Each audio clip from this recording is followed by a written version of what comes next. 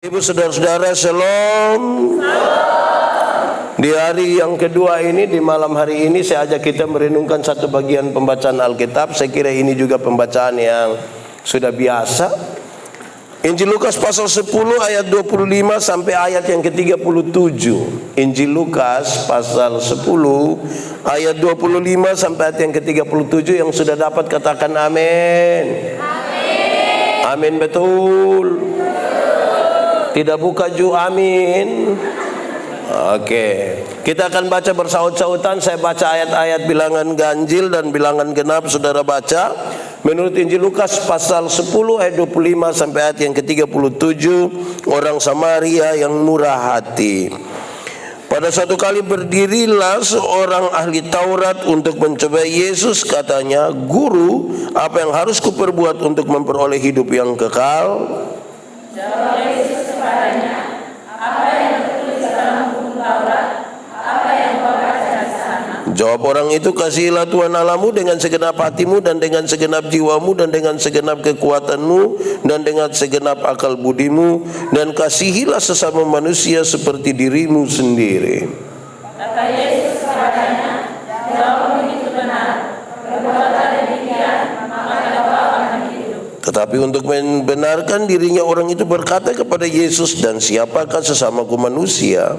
Jawab Yesus, "Ada seorang itu dari desa di Yeriko. Ia jatuh ke tangan penyamun-penyamun yang berkata dan merampoknya habis-habisan.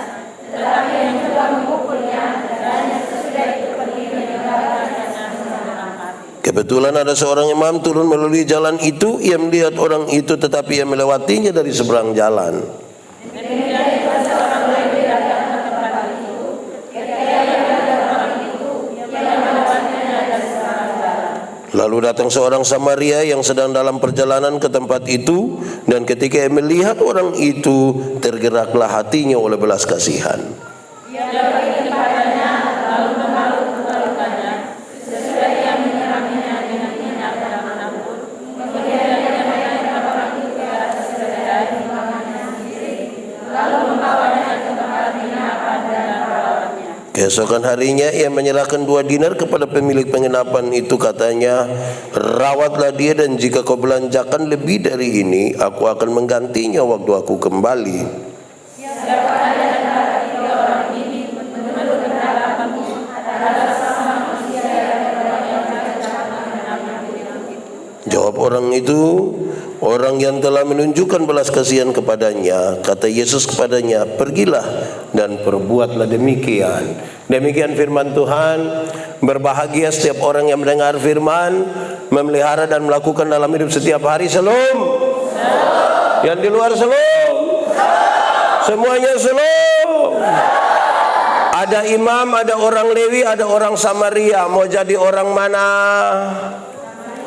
Mau jadi orang mana? Yakin bisa jadi orang Samaria? Betul-betul yakin? Yakin sekali kok. Kalau saudara mau jadi orang Samaria, berarti tiap hari harus duduk di jalan Yerusalem, Yeriko. Tunggu orang kena rampok, saudara tolong. Tunggu orang kena rampok, saudara tolong. Tunggu orang kena rampok, saudara tolong. Lama-lama tidak ada yang kena rampok, saudara yang kena rampok. Mau? Kok tadi bilang mau Samaria? Ini belum apa-apa, belum ada tantangan ini. Mau jadi orang Samaria, yakin? Yakin? Coba yang mau jadi Samaria boleh angkat tangan. Boleh angkat tangan. Dongsu tidak jadi lagi. Angkat tangan yang mau jadi Samaria. Oke, malu-malu. Nah, yang tidak mau jadi Samaria angkat tangan. Nah, yang mau jadi orang Timor angkat tangan. Ya, baik. Saudara, ini kisah dimulai dari sebuah pertanyaan yang menarik. Ketika seorang ahli Taurat berdiri dan bertanya kepada Yesus, "Tuhan Yesus, apa yang harus saya perbuat untuk beroleh hidup yang kekal?" Guru, apa yang harus saya perbuat untuk beroleh hidup yang kekal? Supaya sebentar saudara lihat, perumpamaan ini sekaligus menjadi jawaban atas pertanyaan apa yang harus saya perbuat untuk beroleh hidup yang kekal. Karena yang tanya nih ahli Taurat, Tuhan Yesus bilang begini, "Engkau kan ahli Taurat. Apa yang tertulis di sana? Apa yang kau baca di sana? Dia bilang, kasih Tuhan Allah dan kasihi sesama manusia. Tuhan bilang, oh baik itu, benar itu. Tetapi untuk membenarkan dirinya, orang ini berkata, dan siapakah sesamaku manusia? Lantas Tuhan mulai menyatakan perumpamaan ini. Tuhan Yesus bilang begini, adalah seorang turun dari Yerusalem ke Yeriko. Turun dari mana? Jalan Yerusalem Yeriko tidak terlalu jauh, kira-kira 30 km, tapi jalannya berbelok-belok, berbatu-batu lepas, licin sekali, tidak ada rumah di situ, apalagi dia kira-kira 400 meter ada di bawah permukaan laut. Sudah dipastikan kalau ada orang dirampok di sana tidak bisa ditolong oleh siapapun kalau tidak ada orang di sana. Nah, tapi tiba-tiba datanglah satu orang, tiba-tiba dia ada di situ, tidak tahu dia datang dari mana. Mangkali dia jalan tas salam, kali dia ada di sana.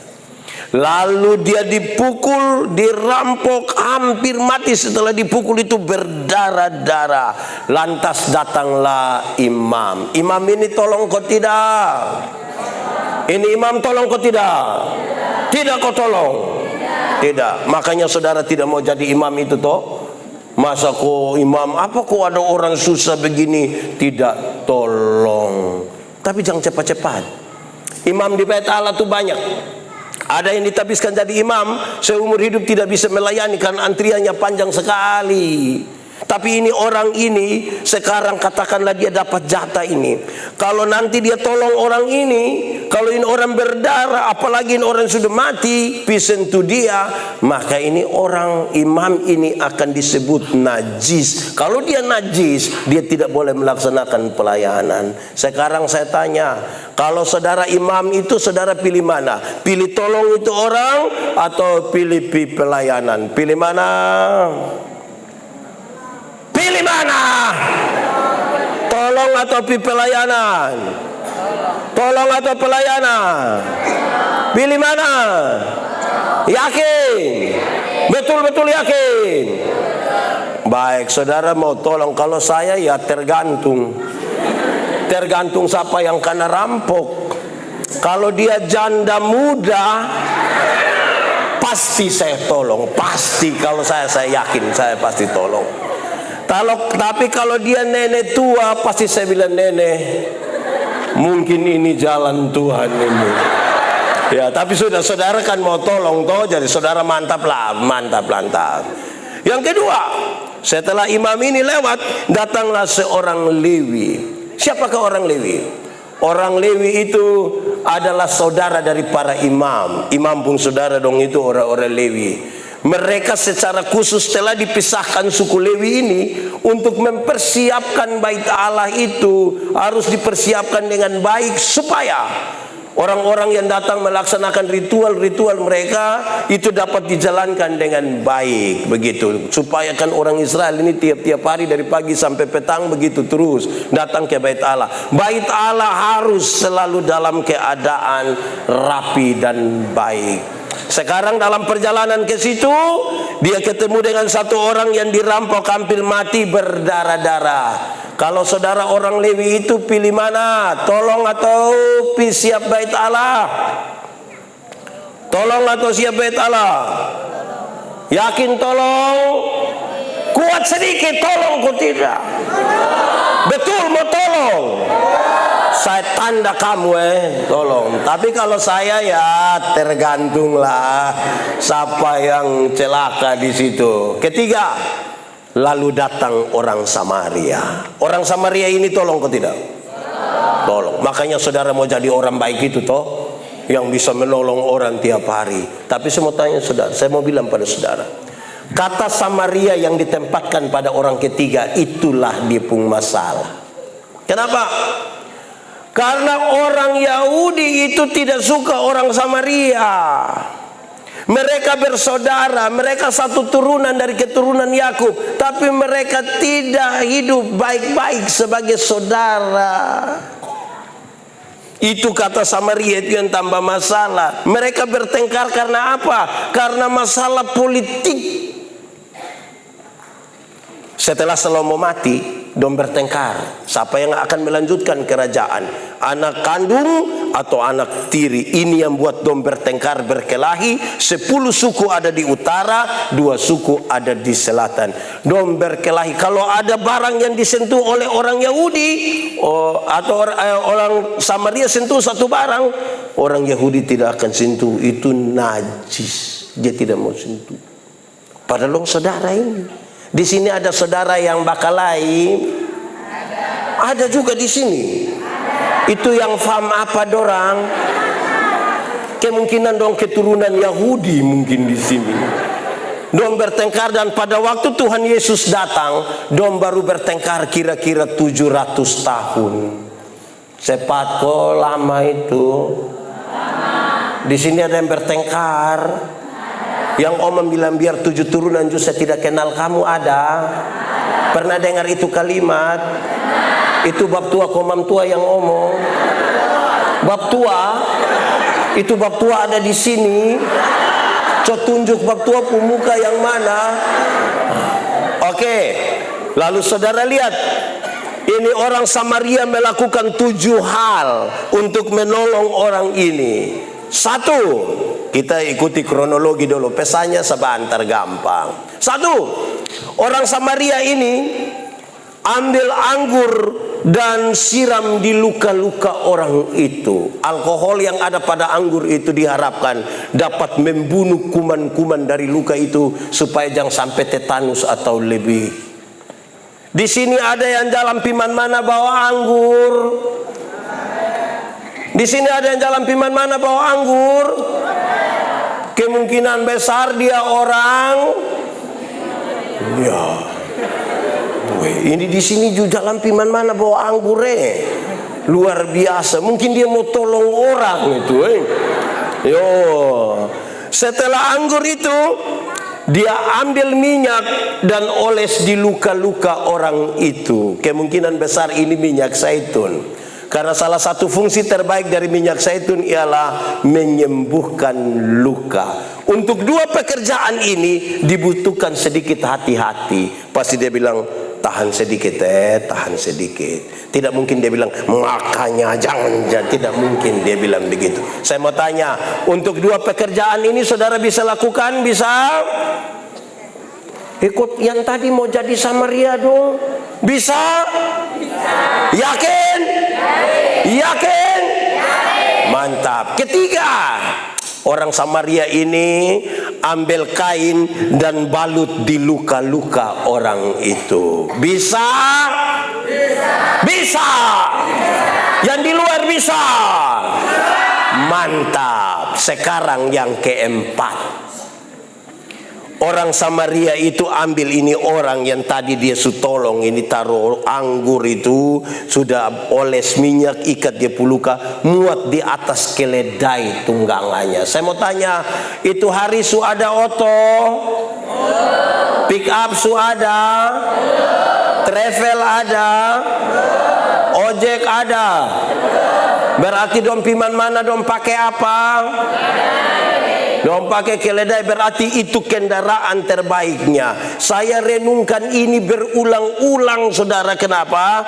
Pendeta Yandi ini kalau jalan piman mana, kalau ada orang susah, ada orang celaka, untuk tolong saya tolong, untuk tolong saya tolong. Kok saya pendeta nah.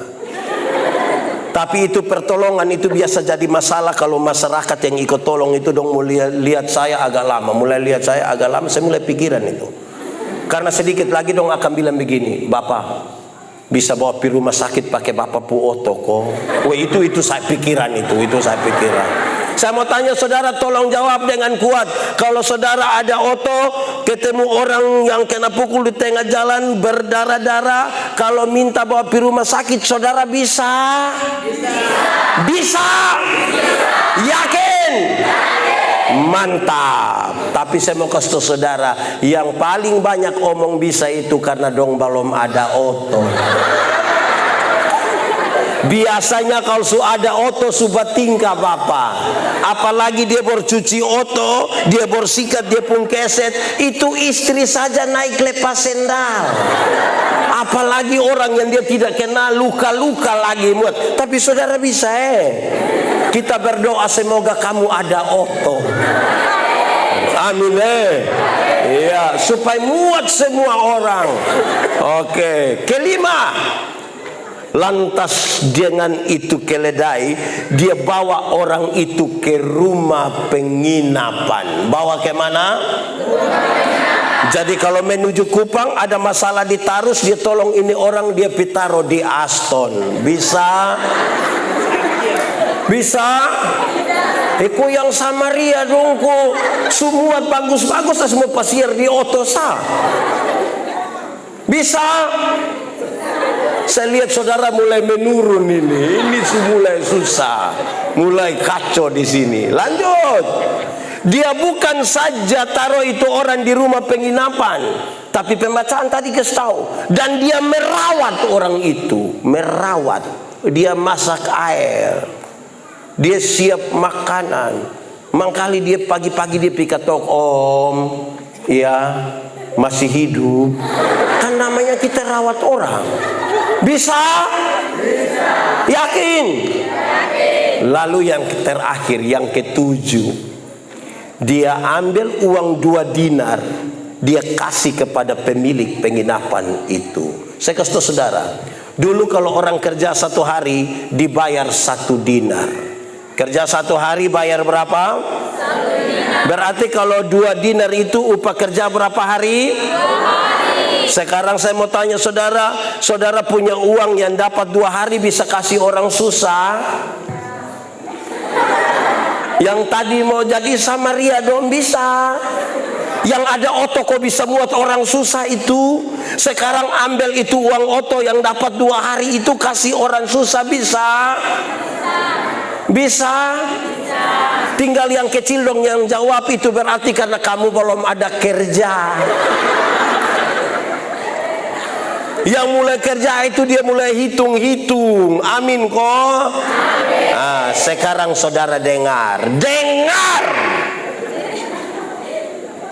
Orang Samaria itu bukan saudara, bukan saya. Saudara mau rindu seperti apapun, mau buat seperti apapun, saudara tidak akan pernah jadi orang Samaria itu. Tidak akan. Mungkin saudara tolongin hari, mah besok belum tentu. Orang Samaria itu ialah Tuhan Yesus Kristus. Orang Samaria itu siapa? Kuat. Orang Samaria itu jalan dari Yerusalem ke Yeriko. Kalau bicara ini dalam konteks Palestina, mereka tahu Yerusalem itu kota kudus. Makanya kita menyanyi, oh Yerusalem, kota mulia, hatiku rindu ke sana. Sekali lagi, oh Yerusalem, oh Yerusalem, kota mulia, hatiku rindu ke sana. Sama-sama semuanya. Tak lama lagi Tuhanku datang, bawa saya masuk sana. Tak lama lagi Tuhanku datang, bawa saya masuk sana. Yerusalem itu kota kudus. Dia jalan menuju Yeriko, kota terkutuk. Itu bicara dalam Palestina, konteks Palestina mereka tahu. Perjalanannya adalah perjalanan Via Dolorosa. Perjalanan susah sengsara ini Tuhan Yesus dari Yerusalem ke Yeriko. Ini gambaran Tuhan Yesus datang dari surga yang kekal ke dalam dunia yang penuh dengan rawa bahaya. Dalam perjalanan Yerusalem Yeriko itu, Tuhan Yesus berjumpa dengan orang-orang yang dirampok sehabis-habisnya dan dipukul hampir mati. Siapakah orang itu? Orang itu adalah saya. Orang itu, saudara-saudara, termasuk yang tadi mau jadi Samaria dong itu. Itu orang yang dirampok dan dipukul hampir mati. Pertanyaannya tolong jawab. Apa yang merampok kita? Atau siapa yang merampok kita? Siapa? Siapa? Setan. Yakin? Setan rampok kita, yakin? Setan di mana? Kadang-kadang setan tidak tahu apa-apa. Kita yang paksa diri bilang setan. Ada kisah dulu, ini tertulis, saya kira saudara tahu. Satu saat setan minta ketemu dengan Tuhan. Setan dengan Tuhan, yo ketemu dulu kok. Kenapa? Saya mau berhenti jadi setan. Kenapa? Ini manusia dong, ambil saya pun pekerjaan semua. Yang korupsi itu bukan saya dong, yang korupsi Tuhan. Itu uang korupsi juga dong, tidak bagi saya. Tapi dong bilang ini siapa pun pekerjaan. Ada yang korupsi dana desa di sini terus kasih setan. Tuhan, yang selingkuh itu dorang Tuhan, dong berjanji pirak namo, dorang tidak ajak saya. Tapi sampai sana dong bilang ini siapa pun pekerjaan. Kamu juga tahu. Kita dirampok oleh kita pun ini nafsu, kita pun keserakahan, kita punya segala macam. Hampir mati kita di jalan Yerusalem Yeriko itu. Dalam keadaan sengsara, susah begitu. Imam tidak bisa tolong kita. Orang Lewi tidak bisa tolong kita, tidak bisa. Imam dengan orang Lewi itu, saya suka ucap ini kalimat. Banyak orang tidak suka tapi saya ucap saja. Masuk sorga itu sama ke PWC. Tahu WC? Pernah pi? Pernah? Saya mau kasih tahu saudara, kalau kita PWC itu tidak bisa diwakilkan. Betul kok tidak? Siapa yang dia mau PWC terus satu pembangunan, pi mana? WC, titip Tidak bisa. Bisa titip kok tidak? Tidak bisa. Imam dan orang Lewi itu petugas hanya kasih tahu, bilang, Bu, WC situ. Iya. Makasih os anjingu. Tidak bisa diwakilkan.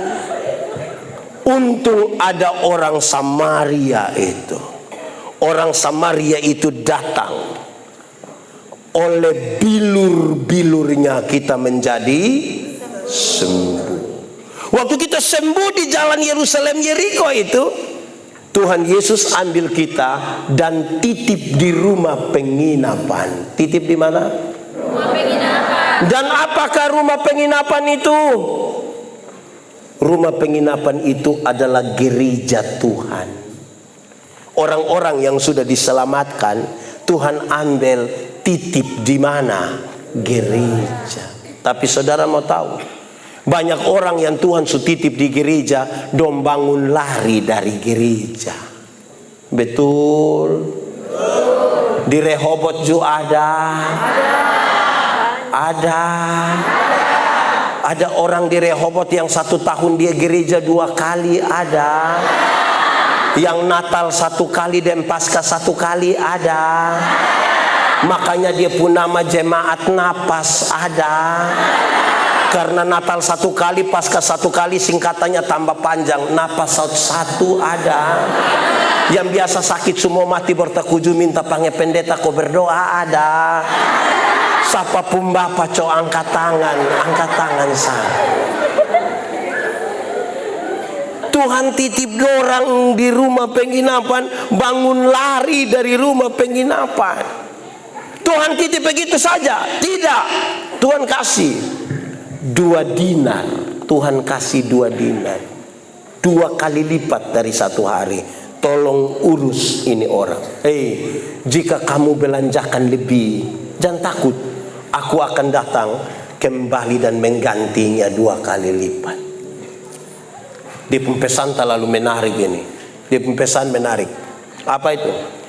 Gereja yang mengurus sehabis-habisnya orang-orang yang dititipkan Tuhan di rumah penginapan itu, gereja itu diberkati. Tapi kalau dia tidak mengurus sehabis-habisnya orang-orang yang Tuhan titip di situ, gereja itu tidak diberkati. Pak, don tidak urus dong pun kolekte banyak. Picek nanti tiap hari dong bakal lagi gara-gara itu kolekte. Satu minggu dia kasih 2.000. Jadi kalau 1 bulan ada 4 minggu semua jadi berapa?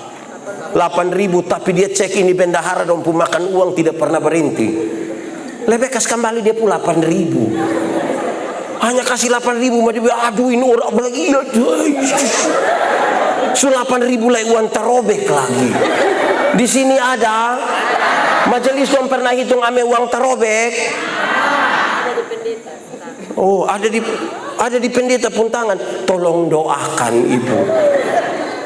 Ini orang dong ini ke apa kok? Ini jadi masalah. Nah, sekarang saudara lihat dia pun lanjutan. Lantas Tuhan Yesus angkat muka lihat ini orang ini. Dia Tuhan Yesus bilang begini. Menurut pendapatmu, siapakah sesama manusia dari orang yang celaka itu? Ini pertanyaan ini kayak gampang Bapak. Tapi ini pertanyaan ini menjungkir balikan cara berpikir orang Yahudi. Kenapa? Orang Yahudi itu merasa dengan dia melakukan semua hukum Taurat itu dengan baik, bagi dia sudah masuk surga hidup-hidup bulat-bulat. Orang Yahudi lagi membaca bahwa juru selamat itu datang dari Yahudi. Nah, karena dong sana masuk surga. Ini yang paling menjungkir balikan mereka. Anak-anak orang Yahudi itu saudara, umur 5 tahun. Coba yang 5 tahun angkat tangan. Adek umur berapa sayang? Adek umur berapa? Adek umur berapa? Umur berapa? 5. Tos dode om tunjuk. Tos. Anak orang Yahudi umur 5 tahun hafal 10 hukum Taurat umur 5 tahun. Kita pun dong besok mau nikah masih tanya bilang teh hukum ke-6 apa lagi apa. Kita kasih tahu baru dia bilang lupa apa? Lupa dan tidak tahu tuh beda nah kerevo. Anak orang Yahudi dong itu orang tua ajar hafal 10 hukum. Amin. Kita puan anak dong 5 tahun bukan suruh hafal 10 hukum. Dia pun mama ajarin anak dong TikTok. Pas pendeta lewat juga bilang, adek-adek, so adek TikTok kok om pendeta lihat. Kira itu prestasi. Di sini juga ada. Siapa pun mama yang biasa latih anak don TikTok, so kasih tahu om. Dia pun mama nih kalau TikTok tidak sakit mau pergi gereja sakit. Kasih tahu bilang aduh ini pinggang so tidak bisa. Tapi kalau dia oh itu tidak. Di sini juga ada. Dong ada di sini baju warna merah. 1, 2, 3. Ini anak dong ini. Anak orang Yahudi umur 10 tahun menghafal 613 bab penjabaran hukum Taurat. Umur 10 tahun. Umur 12 tahun anak-anak orang Yahudi kalau dom duduk dan bercerita, dom berdiskusi tentang diskusi para guru agama tentang etika, moral dan seterusnya. Anak umur 12 tahun. Ini anak dom 12 tahun ini aduh. Umur berapa? 14. Ya. Berapa? 15. Kamu kas naik kamu. Umur berapa? 2 macam begini. Yang macam begini ini diskusi tentang diskusi guru agama. Kita pun 12 tahun don mulai pacaran. Di sini ada yang su pacaran. 12 tahun su pacaran. Tahan diri. Ini anak-anak muda. Saya kasih tahu kamu, jangan buru-buru nikah. Yang dia pun nama bulan madu itu hanya 1 bulan. Masuk bulan kedua itu dia pun madu su habis. Itu tinggal dia pun lebar saja. Nah, kamu yang di luar situ juga, lu juga. Jangan buru-buru. Ini anak 12 tahun dom pacar. Di rumah dom bikin ke anak-anak, di luar dom bikin ke tanta-tanta. Dom bapaknya bilang, "Pak, Sumaam, basong kira nanti papi. Ini anak dong ini. Tahan diri. Anak muda, jangan buru-buru. Jodoh itu akan datang dengan sendirinya. Itu pun kalau dia tahu rumah. Kau pun tugas Sherlock. Yo, anak orang Yahudi umur 13 tahun itu dong sudah jadi anak Taurat, dong melakukan segala sesuatu yang dong hafal. Jadi bagi dorang kalau bisa melakukan itu surga Bapak, surga. Ini pertanyaan yang paling mengganggu. Surga ini, pikir bisa begitu dengan melakukan itu? Oh tidak, itu anak orang.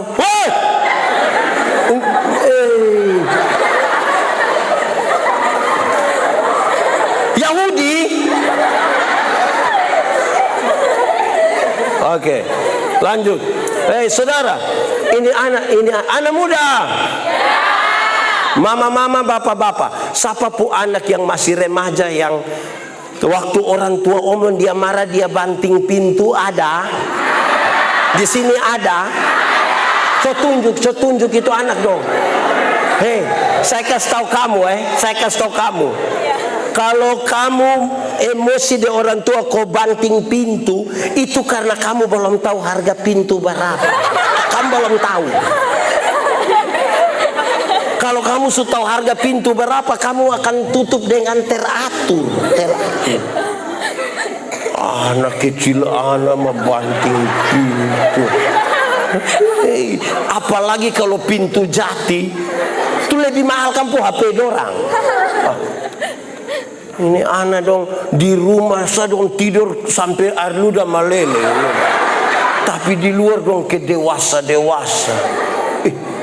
Hati-hati kamu Ini anak muda dong. Anak muda. Kamu pun lagu sekarang ini beda dengan kami pun dulu. Kami pun lagu itu dulu lebih realistis. Gereja tua. Masihkah kau ingat waktu? Kamu jangan lanjut lagi. Itu kita ibadah pemuda kok kita baliat lama-lama basuka. Realistis. Kamu punya ini saya khotbah beberapa tahun lalu. Dom marah saya tapi sudahlah. Kamu pun lagu ini tidak mendidik. Kamu berbohong. Lihat, orang bohong tapi dom percaya. Itu tidak masuk akal. Kamu lukai. Lihat, orang lukai tidak peduli. Coba kau pikir di mana ada cinta seperti memang tidak ada. Kamu sayang mau bikin seolah-olah itu barang ada. Dia pun ayat 2, dia pun berikut lebih parah.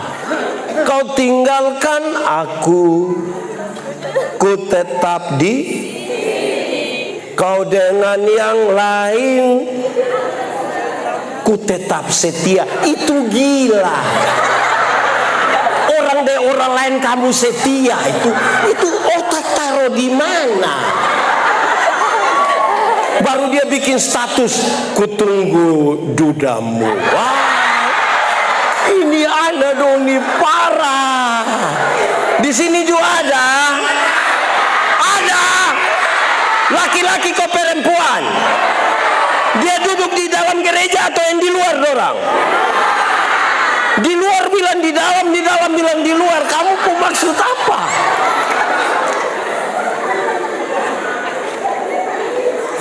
Saudara, Tuhan Yesus mau kasih tahu, manusia. Di sini ada yang bukan manusia. Manusia mau atur diri kemanapun, di luar dia bisa kelihatan tidak berdosa, tapi Tuhan menyelidiki hati Bapak. Betul kok tidak? Hei, saudara mau tahu bahwa ternyata saudara tidak akan pernah lihat Pak Pendeta Yandi ini perkosa orang, saudara tidak akan pernah tahu, tidak lihat. Tapi Tuhan tahu kita punya hati, Bapak. Tuhan tahu.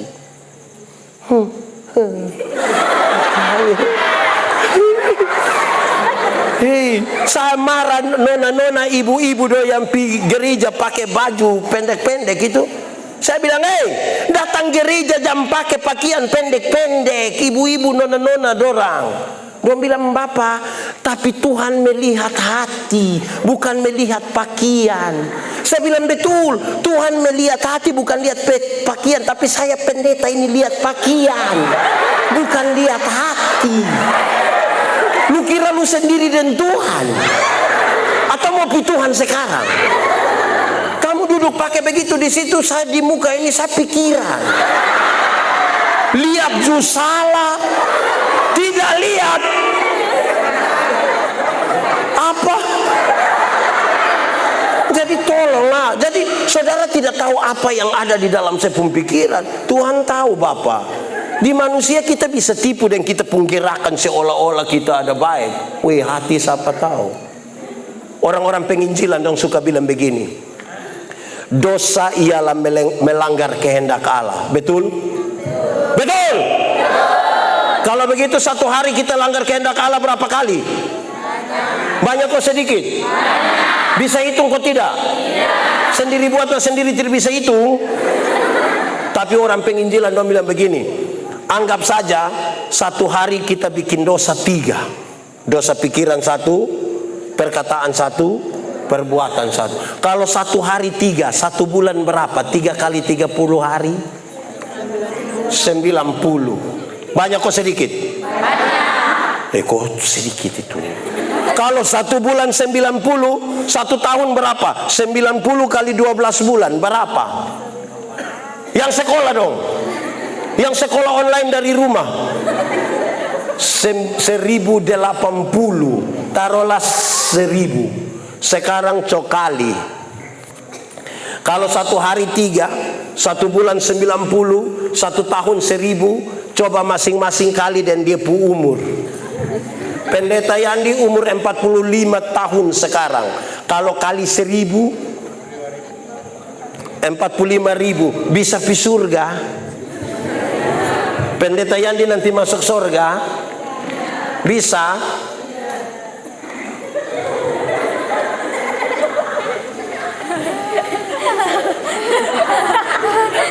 Umur berapa?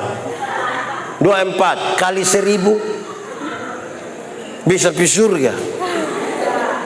Umur berapa?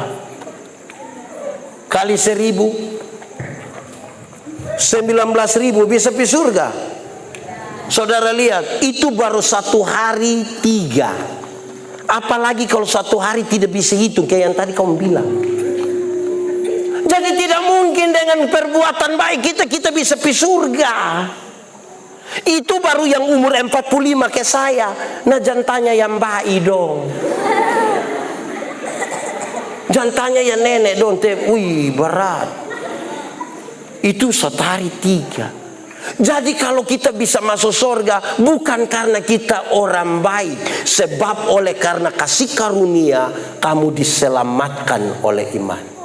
Itu bukan hasil pekerjaanmu, tetapi pemberian Allah. Jangan bagaya, Tuhan mau kasih ingat ini orang. Lalu perbuatan baik taruh di mana? Perbuatan baik itu kira-kira begini. Saya suka pakai contoh ini, teman saya bilang. Kalau saya dengan Nando ini, kami dua tidak kenal. Saya dapat tipu nomor telepon, saya telepon dia. Nando, kakak, sebentar malam jam 12 bisa ketemu saya di Jalan El Tari depan rumah jabatan gubernur. Kira-kira dia mau kok tidak? Mau kok tidak? Kalau dia ada ayam 1 di rumah, saya video ke rumah, kami dua tidak kenal. Kira-kira dia kasih saya itu ayam kok tidak? Terus saya rubah dia punya pertanyaan. Saya mau kasih dia oto baru 1. Kira-kira dia mau kok tidak? Mau. Terus saya kasih dia oto baru 1, misalnya Pajero Sport, harga kira-kira 700 juta. Waktu dia dapat dari saya itu oto dengan cuma-cuma, ada perubahan perilaku dari dia ke saya kok tidak? Ada. Saya telepon jam 12 malam, datang kok tidak? Ada. Tapi dia rumah ada ayam, kasih kok tidak? Kenapa kok dia tak kujubai begini? Karena sesuatu yang cuma-cuma dia telah terima dari saya. Perbuatan baik dilakukan sebagai sebuah ungkapan syukur. Jangan terlalu bagaya, jangan terlalu bikin diri inti. Karena di hadapan Tuhan kita semua manusia berdosa dan tidak laku. Untung baik Yesus itu turun dari Yerusalem ke Yeriko, berjumpa dengan kita dan dia menebus kita. Oleh bilur-bilurnya kita menjadi sembuh. Kenapa lihat saya? Itu pertanyaan sekaligus mau kasih tahu seberapa jauh kita berjalan bersama Tuhan. Ini orang dong, ini dong tiap hari ada omong tentang firman, mereka melakukan syariat agama, tapi apakah dekat dengan Tuhan? Belum tentu. Belum tentu. Kalau saudara jalan kaki, pernah jalan kaki? Di mana? Kalau saudara jalan kaki bisa, tapi jaraknya dekat. Ada yang jalan kaki dari sini pi Kupang? Ada. Karena jaraknya dekat, kekuatan full ada di kita. Tuhan kita tidak butuh, manusia kita tidak butuh. Kita jalan dalam kekuatan sendiri. Makanya ibu-ibu bisa pakai high heels, haken itu tinggi begini, tidak apa-apa. Karena kekuatan full ada pada kita, tapi jaraknya dekat. Coba lebih jauh sedikit, naik motor. Pernah naik ojek? Di mana? Di pasar. Pasar di mana? Iya, kalau itu anak ojek gas dari sini turun menuju ke cabang bawah sana, dia gas kencang, saya yakin yang di belakang akan mulai korek itu anaknya. Adik, pelan sedikit. Kenapa? Tante pun dada tidak bisa. Terus itu anak ojek bilang tidak bisa tante. Kenapa? Tante hanya bayar 5.000 saja. Memangnya kalau 5.000 kenapa? Kalau 5.000 tidak pakai rem tante. 10.000 dulu baru pakai rem. Tapi pesannya sampai makin jauh berjalan kita mulai punya rasa takut. Kita butuh Tuhan. Amin kok. Lebih jauh lagi, naik bis. Pernah? Pi Atambua pernah? Naik bis malam pernah? Duduk di samping sopir pernah? Saudara lihat itu sinar gemilang dong punggas. Kalau sampai dicamplong atau di TMF dong tambah gas di bok itu hampir-hampir yang sopir belum injak rem kita mau angkat kaki kok injak. Sudah semakin jauh berjalan kita bukan sapa-sapa kakak. Yang bagaya-bagaya dong ini berjalan di pinggir umum. Jalan belum jauh. Lebih jauh lagi naik kapal feri. Pernah? Di mana? Alor, Rote, Flores, Sabu. Wih, kamu suka berjalan nih. Kalau kita naik kapal feri, wih kalau Sabu itu, saudara tahu, kita biar jago berenang, bisa berenang 10 km sekalipun, tenggelam di Laut Sabu jago hilang bapak. Apalagi kalau musim timur itu, wih. Saya melayani di Sabu kira-kira 5 tahun. Kalau pas musim timur masih ada kapal. Waktu kami pulang datang itu kan kapal feri ini susah maju, itu setengah mati. Kalau dong tahu ada pendeta di Yandi di situ dong datang ke staf bilang, Bapak pendeta, kita ibadah. Di darat tidak ibadah Bapak, di kapal feri ibadah. Jago hilang, yang bagaya-bagaya itu berjalan belum jalan jauh. Kalau kami ibadah di Laut Sabu itu menarik saudara. Kenapa? Waktu persembahan kami tidak pakai tangguk persembahan, tidak pakai ini kecil, kami tidak pakai. Pertama karena memang tidak ada. Kedua kami pakai dos besar. Kenapa mesti pakai dos? Karena kalau pas persembahan, kau yang petugas persembahan datang itu satu kali isi tangan begini, dapat berapa saja semua masuk, berapa saja masuk. Itu tidak lewat otak. Dia dari sini. Beda kalau ibadah di darat. Beda kok tidak? Beda kok tidak? Beda. Termasuk yang sebentar ini. Itu kalau pas ini petugas, kalau kita ibadah di darat, yang bawa persembahan datang itu kita isi tangan di saku tuh kayak agak lama. So agak lama lah, ini mata kayak putar 2-3 kali begini. Ini mata kayak ada firasat. Terus dia ambil persembahan, dia isi begini, petugas yang bawa lewat mereka, hihi. Kenapa? Tadi saya isi yang merah, minus. Iyo. Di sini ada yang menuju ke gereja, kasih tahu bilang kita singgah dulu di kios, saya ade singgah. Bikin apa? Lihat uang kecil ada. Itu mam tua dong ada di sini. Tunjuk itu mam tua, tunjuk saya.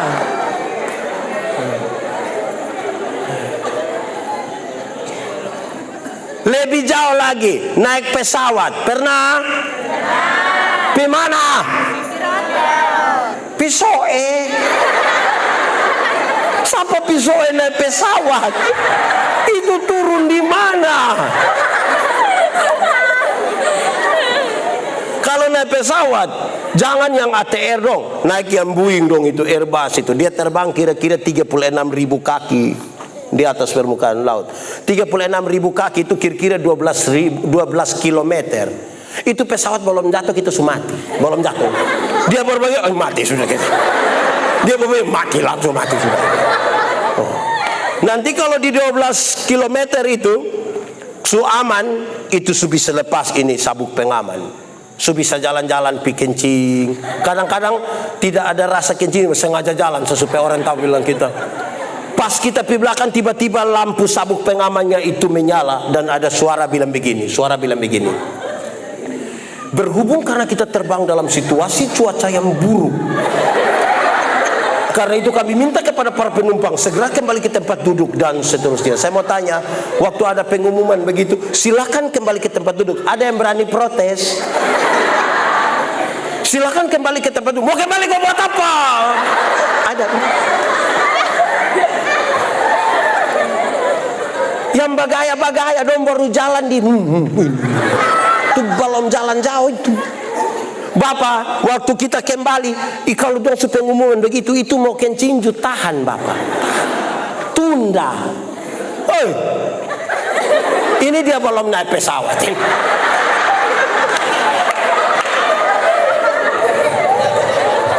Saudara, itu kita mau kencing tunda, pi duduk begini, duduk.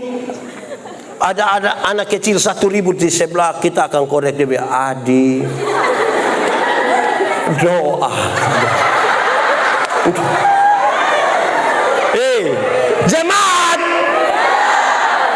di ketinggian 12 km itu kecepatan pesawat kira-kira 900 km per jam. Kalau 900 km per jam itu berarti Rossi juga kalah. Kalau Rossi kalah, apalagi anak ojek dong yang di situ lebih kalah. Dalam kecepatan yang seperti itu dia tabrak awan, pesawat guncang. Nah, saudara tahu kalau pesawat guncang, itu waktu dia tabrak guncang begini, di atas semua langsung Yesus. Kalau di darat kaget bamaki bapak. Saya belum pernah dengar orang bamaki di pesawat.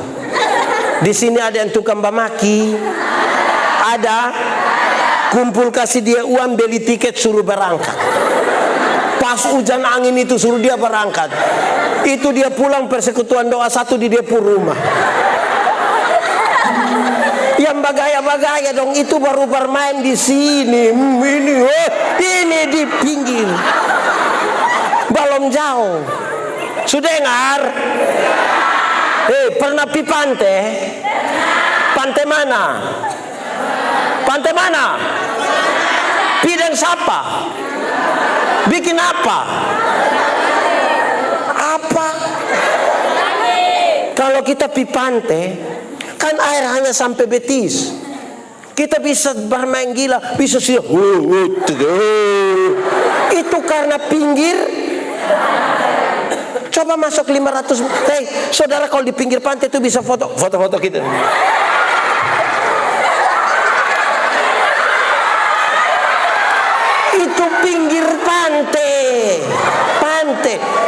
masuk 500 meter di dalam, so masuk 500 meter di dalam. Terus perahu semua tenggelam, baru bilang, woi perahu semua tenggelam, foto dulu, foto. Bisa. Yang bagaya-bagaya tuh pinggir jalan Bapak, pinggir. Jadi Tuhan Yesus mempertanyaan itu, menurut pendapatmu, siapakah sesama manusia dari orang ini? Yesus omong begitu supaya dia sadar, nah, bosong kira bosong orang baik. Kita mesti belajar untuk menerima itu yang orang Samaria itu. Harganya terlalu mahal untuk sebuah pengorbanan. Dalam proses di mana Tuhan Yesus mau menyembuhkan orang sakit, dia bilang, hei, lebih mudah mana? Lebih mudah berkata kepada, hei, bangunlah, angkat tilammu dan berjalanlah. Atau katakan, dosamu sudah diampuni. Terlalu gampang Tuhan bilang sembuh, terlalu gampang. Tetapi untuk sebuah keselamatan, dosamu sudah diampuni, pengorbanannya terlalu berat. Sebagai pendeta ini pendeta ada berapa orang di sini? Kami kubur orang mati itu, kalau kasih tahu Bapak, ada yang mati kami pi. Satu menangis, semua menangis. Kas mandi mayat donju mandi. Kas masuk di peti donju mau masuk. Antar pi kuburan dong ikut. Tapi pas mau kas turun di dalam dong tidak jadi ikut. Tidak jadi leh. Tapi Tuhan Yesus ganti kita. Ganti. Kira itu murah kah? Saya paling jengkel ini anak-anak dong yang makan puji kok suka dong tidak datang gereja lagi, duduk minum sopi di sana. Pernah tua dong lewat kotanya, buat apa? Perjamuan Bapak. Ini anak dong juga ada omong. Di sini ada orang omong begitu. Dong ada ikut ini KPI. Tunjuk kami dong yang mana? Anak dong ini. Hei, itu bukan bahasa di pinggir jalan. Itu tuh waktu kita bilang darah dan daging Tuhan Yesus dipecahkan tuh bukan yang kau duduk kau makan puji di situ. Itu pengorbanan serius. Jangan anggap sepele itu. Saya ada marah satu sopir. Oh, nah dong ini. Ada oto mikrolet satu di Kupang warna putih. Dia tulis di sebelah. Di pintu itu. Dia tulis bilang begini. Kalau mau masuk sorga. Pura-puralah tuli. Jadi saya pun pikir, oh mungkin supaya kalau orang ngomong apa tidak usah dengar. Saya bayangkan begitu. Ternyata bukan itu yang dia maksud. Dia tulis tambah di bawah. Kalau mau masuk sorga, pura-puralah tuli. Supaya kalau Tuhan panggil lalu tidak dengar kau jalan terus. Saya bilang, woi, manusia yang model begini ini Tuhan tidak panggil. Itu dia pi sendiri. Kemungkinan besar nanti lewat liliba. Kita ini kadang-kadang kayak apa kok? Kreatif, tapi kreatif tak salah ini. Betul kok? Bikinlah kreativitas yang baik sedikit. Dulu orang bergerak sedikit bilang paku alus. Saya cari tahu paku alus itu apa. Saya dapat jawaban juga di oto. Ada oto yang di depan belakang tulis paku alus. Artinya pemuda Kuan Fatu selalu setia. Di sini kita ini kadang-kadang punya istilah dong ini mengerikan. Sampai kadang-kadang yang Tuhan pun juga kita lecehkan. Bapak mama semua, Tuhan Yesus bilang terakhir, dia bilang begini, pergilah dan perbuatlah demikian. Engkau juga butuh itu orang Samaria. Engkau yang tadi anggap itu orang Samaria itu tidak baik sekali. Kamu sebenarnya butuh orang. Kita semua berdosa. Kita semua berdosa di dunia. Siapa yang berani dipaksa Tuhan datang ke selamat kita? Ada yang bisa? Jadi kalau Tuhan harus datang dan menebus menyelamatkan kita, itu murni karena inisiatif dari dia. Dia tergerak oleh belas kasihan. Melihat kita hampir mati. Dia taruh kita di rumah penginapan, tapi orang dong pun pemalas gereja ini memang sudah lalu. Kok ikut gereja itu dia soal di mana? Ini lebih banyak ini anak-anak dong ikut gereja. Bisa? Terus-terus? Bisa kasih tahu Bapak? Bilang? Terus Bapak sambung bilang? Itu penting itu saudara. Kenapa? Karena kalau tidak kita bermasalah itu. Kadang-kadang saudara kita ini Bapak don jus satu. Kadang-kadang don tidak pergi gereja. Terus pendeta bertanya, Bapak kenapa tidak pergi gereja? Don bilang, Bapak pendeta, waktu Bapak kasih nikah saya dengan Mama, kami dua telah menjadi satu. Jadi kalau Mama supi, itu sama dengan Papa supi. Oh, jadi kalau Mama sumakan sama dengan Papa sumakan. Ini Mama don jus satu, ini Mama don jus satu. Pergi gereja dong pakai hebat-hebat, pakai bagus-bagus, tapi jalan sendiri. Sampai sana terus pendeta bilang, aduh Mama pun cantik lai teh Bapak. Terus Mama bilang, ih tahu sendiri teh. So tahu suami begini kenapa pi kawin dengan dia? Ini nih artinya apa? Ada kita pu hidup. Saudara, memang selama ini kalau kita menggerakkan seluruh kita punya kegiatan-kegiatan rohani tidak didasarkan pada kasih yang besar seperti Tuhan yang tergerak oleh belas kasihan untuk menebus dan menyelamatkan kita. Saudara tahu, saya berbicara dengan satu orang penjual tas. Dia selalu setiap bulan memberi 20 juta untuk membantu acara pekabaran Injil. Saya tanya dia, Bapak 20 juta itu tidak terlalu mahal kok, padahal Bapak pun tempat kecil saja untuk jual tas. Dia bilang apa? Pak, 20 juta mahal. 20 juta mahal. Jadi saya diam. Dia bilang begini, Tuhan Yesus mati bagi kita, dia pu harga berapa Pak? Dia pu harga berapa? Itu serius itu. Dia pu harga berapa? Saya mau tanya. Pemuda, kalau kita dapat pulsa gratis 10.000, senang kok tidak? Senang. Kasih tahu orang kok tidak? Kasih tahu orang kok tidak? Pasti kasih tahu, bikin status tulis. Terima kasih Kak, pulsa sumasuk besok lah ya. Pulsa 10.000 kasih tahu orang. Tuhan Yesus mati bagi kita, dia pu harga di atas 100.000 atau di bawah 100.000? Di atas atau di bawah? Betul-betul di atas. Sudah kasih tahu orang. Sudah kasih tahu orang. Dapat pulsa 5.000. Kalau sebentar saudara pulang, saya kasih saudara-saudara masing-masing 10.000. Senang kok tidak? Kasih tahu orang kok tidak? Lu rugi tidak pergi gereja, itu pendeta yang kepala botak kasih kita uang. Kan kita pernah kasih tahu begitu. Tapi Yesus mati bagi kita, harganya murah kok mahal? Suka tahu orang? Sudah. Nah, bagai. Harus kasih tahu. Saudara-saudara, kalau saudara tidak kasih tahu, itu yang jadi masalah buat kita. Amin kok? Belajar untuk kasih tahu. Saya punya 2 pengalaman pekabaran Injil yang sebenarnya gampang-gampang untuk kita berbagi. Tapi saya cerita di mana-mana, saudara-saudara. Tapi saya mau kasih tahu ulang.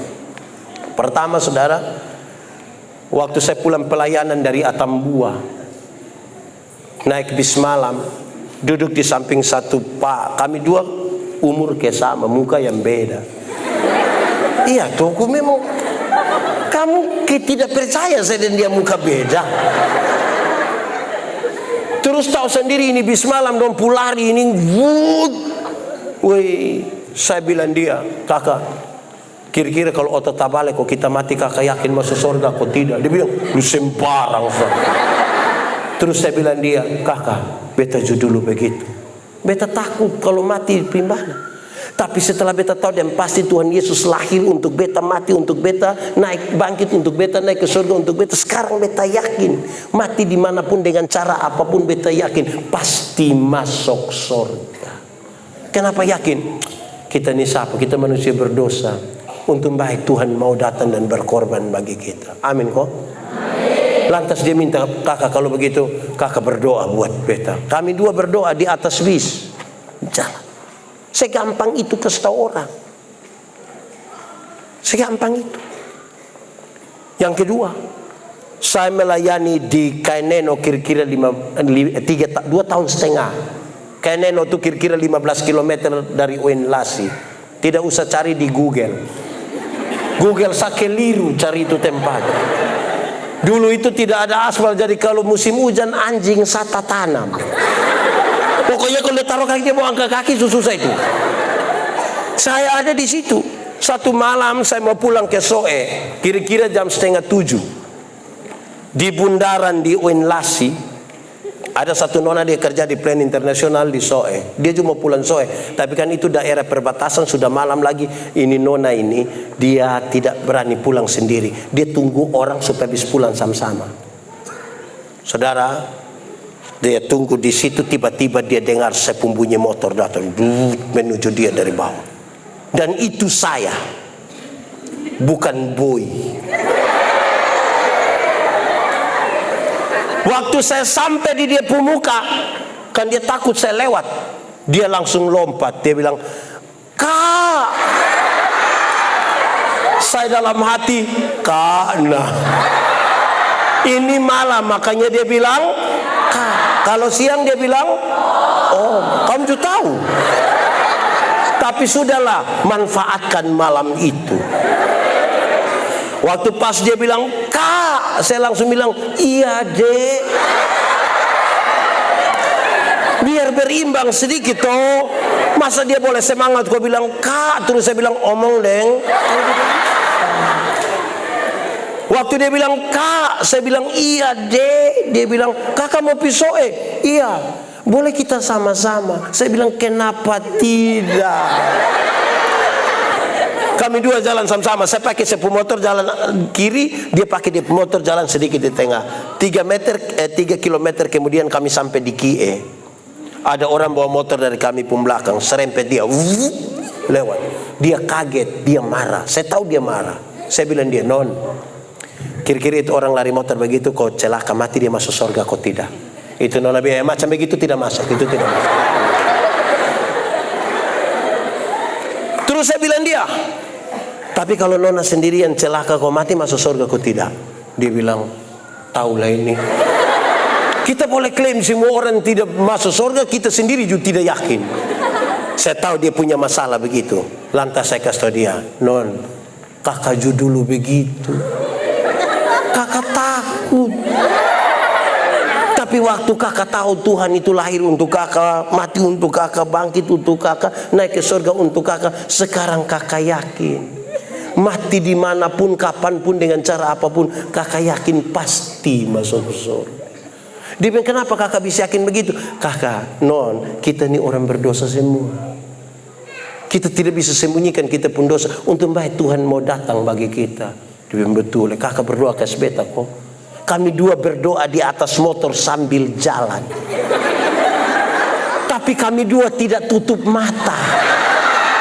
Berani kami tutup mata, kami dua selesai itu malam.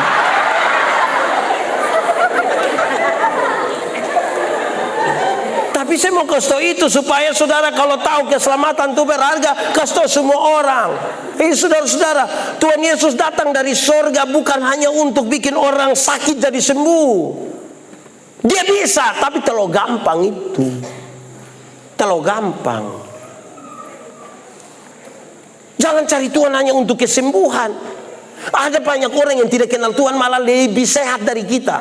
Yang tukang minum sop itu dia minum dari kemarin dulu sampai tadi pagi, istirahat sedikit minum ulan, dia tidak tahu sakit. Kita yang mengaku kenal Tuhan ini kena embun sedikit pulang pilek, Bapak. Tuhan datang dari surga bukan untuk bikin orang miskin jadi kaya, walaupun bisa dia buat, tapi itu bukan tujuannya. Ada banyak orang yang tidak kenal Tuhan malah lebih kaya dari kita. Itu koruptor, orang itu kaya-kaya semua. Dompu rumah 2, 3, 4, 5 sampai tidak suka tinggal di dompu rumah, dompu tinggal di penjara sana. Tapi dong kaya-kaya semua. Kita yang mengaku kenal Tuhan ini yang sedikit-sedikit garam habis, sedikit-sedikit pulsa habis. Mau beli sepatu pakai pergi gereja, saya pakai tanya di itu, Mas bilang, Mas bisa bayar 6 kali kok. Sekarang saya mau tanya saudara, Tuhan datang ke dunia untuk apa? Tuhan datang ke dunia untuk apa? Untuk apa? Menebus dan menyelamatkan. Karena itu kalimat Tuhan Yesus menjadi penting. Carilah dahulu kerajaan Allah dan kebenarannya, selamat dulu, baru yang lain itu di kekayaan kehormatan ditambahkan, umur panjang di, jabatan di, istri di.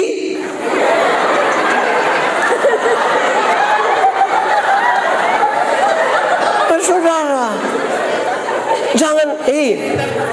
jangan bersandar pada mujizat. Tuhan terlalu gampang buat itu mujizat dong. Saya mau kasih saudara, itu iblis datang di Tuhan Yesus. Dia bilang begini, kalau engkau anak Allah, rubah batu ini jadi roti supaya engkau makan. Tuhan Yesus rubah kok tidak? Apa memang Tuhan Yesus tidak bisa rubah? Nah, kenapa dia selalu rubah? Dia tidak mau tunduk pada perintah iblis, tapi dia juga mau kasih tahu, berproseslah sedikit. Kalau keselamatan Tuhan berproses, sekarang untuk hidup engkau berproses sedikit, kerja sedikit. Masa mau makan roti saya pakai mujizat, mau bikin roti pakai mujizat? Kalau bikin roti pakai mujizat itu tiap hari di toko Borneo, di Kupang itu mujizat terus. Mujizat roti kelapa lah, donat lah. Orang dong ke apa kok? Mau enak gimana dong nih, suruh belajar tidak mau. Tapi kalau tanya cita-cita, dokter. Lama-lama kamu kesematiin orang ditilong semua ini gara-gara kamu tidak belajar tuh. Proses sedikit. Amin kok? Amin. Jangan takut. Kalau keselamatan saja dengan pengorbanan yang sangat besar Tuhan masih mau berikan bagi kita. Apalagi soal lain. Mau bangun ini gereja, yang penting semua menyadari itu keselamatan. Tidak susah. Saya mau tanya di siapa kok? Saya mau tanya dulu di mana-mana. Saya mau tanya di siapa lah. Bapak asli di sini, Bapak asli di sini. Iya. Bukan asli dari Cemat Selatan. Oh iya, tapi sudahlah. Uinlasi lewat. Anak mantu ada. Berarti bapak mantu orang Uinlasi. Saya ganti. Tapi bapak tinggal di sekitar sini. Saya di Tilang sebelah. Oke. Bapak ada rumah? Ada. Rumah batu kok rumah bebak? Sementara proses. Bapak kerja sendiri? Kerja minta tukang. Iya. Tapi biaya dari bapak? Saya. Mantap. Tepuk tangan guys, tua. Ibu pendeta, di sini berapa kakak? 110. 110. Saudara dengar, bapak tua yang satu orang bangun rumah sendiri bisa. Masa kita 110 bangun satu rumah tidak bisa?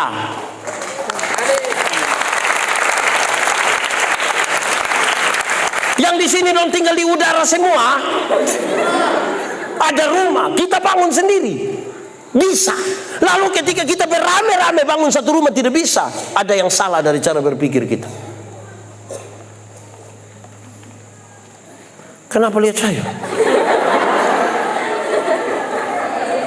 Itu serius saudara. Ini saya mau tanya, kakak izin, anak-anak berapa? 2. Kakak kerja atau ibu juga kerja? Dua-dua kerja. Dan 2 kerja. Kasih makan 4 orang, suami, istri, anak 2. 2 orang kerja bisa kasih makan 4. Mana kita 100 orang kasih makan 1 tidak bisa. Ada yang salah dari cara berpikir kita tentang berkat. Jangan takut kalau nyawa saja Tuhan berani berikan buat kita. Asal mau dekat-dekat dulu datang kepada Tuhan. Gereja ini adalah ibu dari orang-orang percaya. Siapa mau tahu dia pun bapak pun mau seperti apa, datang lapi dia pun mama. Dia pun mama cerita sedikit soal bapak pun kebiasaan. Ini dong dari jauh sah. Mukar mana? Baik sudah. Tuhan memberkati kita. Mari kita tunduk kepala di hadapan Tuhan. Kita mau berdoa hari ini. Saya percaya bahwa kuasa Tuhan nyata hari ini.